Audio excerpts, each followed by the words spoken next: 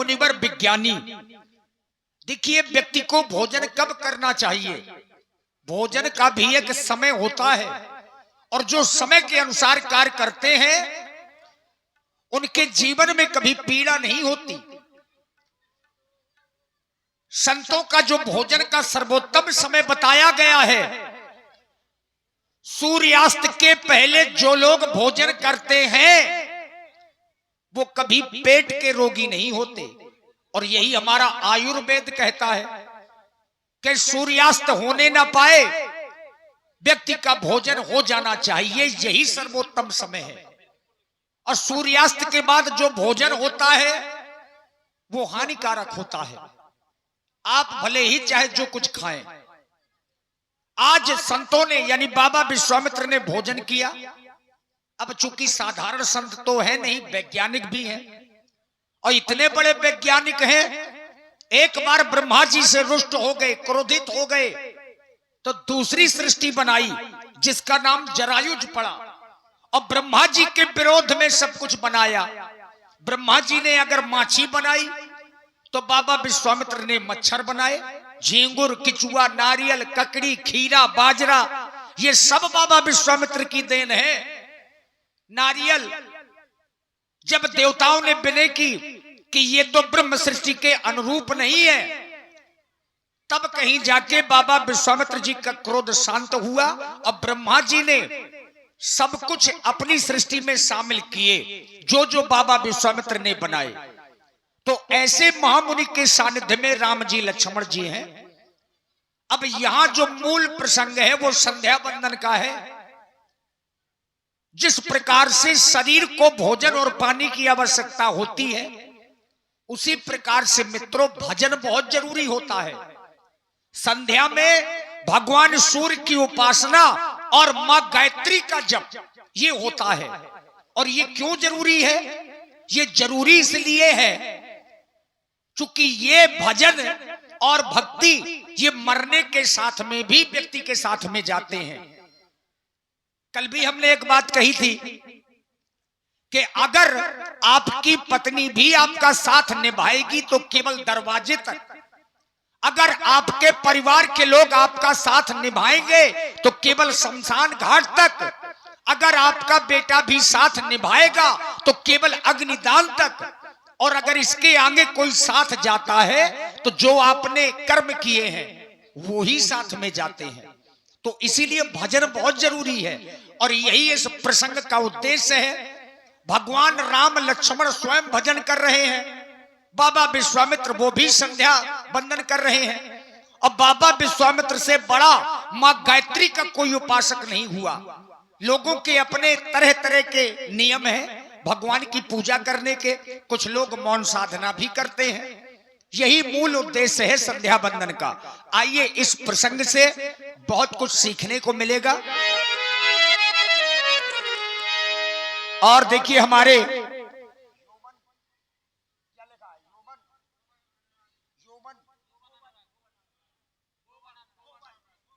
और आप हैं हमारे थोबन अनुरागी जी। थोबन अनुरागी जी 200 रुपए हमारी समिति के लिए प्रदान है। और हमारे बुलाए ये ज्ञान गंगा न ऐसी गंगा कहीं मिलेगी,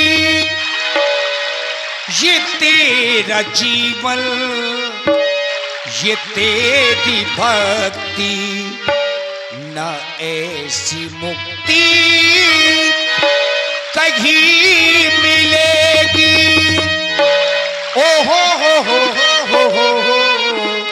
दरबार तेरे जो आते हैं मन की मुराद पाते हैं। दरबार तेरे जो आते हैं मन की मुराद पाते हैं। फिर कैसी तेरी है गंगा ये तेरी है।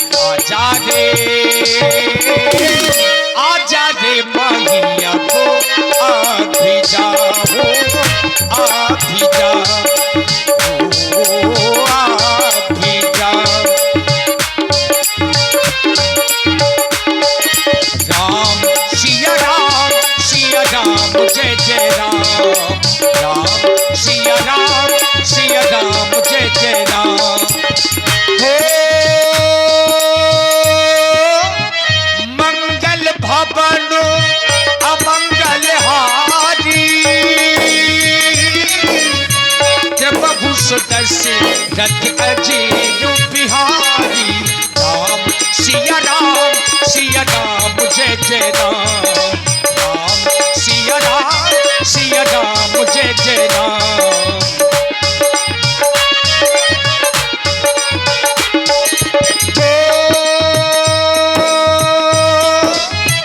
करि भोजन मुनि वर विज्ञानी, लगे कवन कछु कथा पुरानी। राम सिया राम, सिया राम जय जय राम।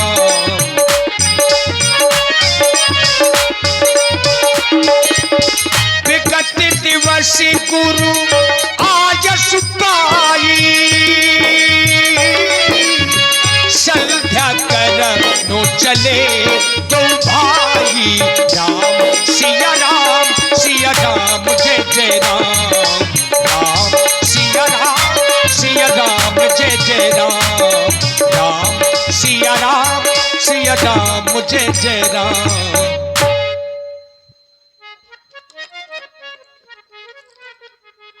और आप हैं वह शुद्धात्मा लक्ष्मण। जैसा कि जब से तुम हमारे साथ में आए हुए हो, एक ना एक सुंदर कथाओं का श्रवण करते हुए आ रहे हो, क्योंकि उसका कारण है संसार के मानव के जीवन में केवल व्यथा होती है और संत के जीवन में केवल कथा होती है। प्रयास संसार का यदि कोई मानव हमें मार्ग में मिल जाए, उससे यदि हम पूछें तो वो केवल अपनी व्यथा ही सुनाएगा। और जब हम संतों के सामीप्य में रहेंगे तो संतों के पास व्यथा नहीं होती, केवल कथा होती है। और जब से तुम हम संतों के सामीप्य में आए हुए हो, तब से एक ना एक सुंदर कथाओं का श्रवण करते आ रहे हो। वैसे शास्त्रों के द्वारा बताया गया, कथा सुनने के भी कुछ नियम हुआ करते हैं। भोजन करने के उपरांत और शयन करने के पहले प्राणी को परमात्मा की सुंदर कथाएं सुनना चाहिए। वैसे प्राणी के जीवन में ग्रह कारज नाना जंजाला, प्राणी के जीवन में इतने ग्रह कार्य हुआ करते हैं कि उसे भक्ति करने का समय ही नहीं मिलता। तो उसके लिए एक सुलभ मार्ग है कि प्राणी कथा का श्रवण करे कुछ समय निकालकर, तो वह प्राणी उस भक्ति को प्राप्त कर सकता है। शास्त्रों में कहा गया, मुनि दुर्लभ भगति नर पावै विनय प्रयास, जे रघुवीर कथा निरंतर सुने मान विश्वास। केवल परमात्मा की कथा को विश्वास मानकर सुनना चाहिए। और एक बात बताए, जब भी हम कथा सुनने जाएं तो कभी भी कथा खड़े होकर नहीं सुनी जाती है। एकाग्र मन से एक स्थान पर ध्यान लगाकर परमात्मा की कथा सुननी चाहिए। दूसरा, जो कथा सुना रहा है तो सुनने वाले का कभी आसन कथा सुनाने वाले से ऊंचा नहीं होना चाहिए। वक्ता का आसन हमेशा ऊंचा होना चाहिए और श्रोता का आसन हमेशा नीचा होना चाहिए। धर्मात्मा राम, मैंने तुम्हें अनेक कथाएं सुनाई है। आज मैं एक कथा तुम्हारे पूर्वजों की सुना रहा हूं। तुम्हारे पूर्वज महाराज दिलीप हुए, बहुत ही प्रतापी राजा थे। चारों दिशाओं में उनका यश भ्रमण कर रहा था। जय जयकार चारों दिशाओं में हो रही थी, लेकिन दुख उन्हें केवल जीवन में ये था कि उन्हें कोई संतान नहीं थी। महाराज दिलीप विचार करने लगे, क्या हमें कोई संतान नहीं होगी? तो उन्हें सप्त ऋषियों के द्वारा बताया गया कि तुम्हें गौ की सेवा करनी पड़ेगी, एक धेनु की सेवा करनी पड़ेगी। यदि तुम एक गाय की सेवा करोगे तो तुम्हें संतान की प्राप्ति हो जाएगी। तो नंदिनी नामक गाय की सेवा महाराज दिलीप ने प्रारंभ की।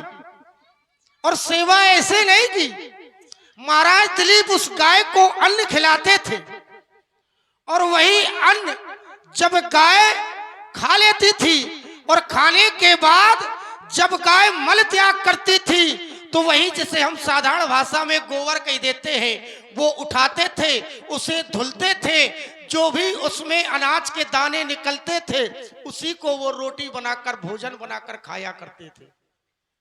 महाराज दिलीप ने बहुत सेवा की, लेकिन देवताओं के राजा इंद्र ने विचार किया कि महाराज दिलीप की क्यों ना परीक्षा ली जाए। तो महाराज इंद्र ने एक बार बाघ का रूप धारण किया, एक सिंह का रूप धारण किया। सिंह का रूप धारण कर महाराज दिलीप उस नंदिनी नामक गाय को वन प्रखंड में भ्रमण करा रहे थे तो वह सिंह सामने आ गया। महाराज दिलीप से कहा कि मैं इस गाय को खाना चाहता हूं। महाराज दिलीप ने कहा मेरे जीवित रहते हुए इस गाय को तुम खा नहीं सकते।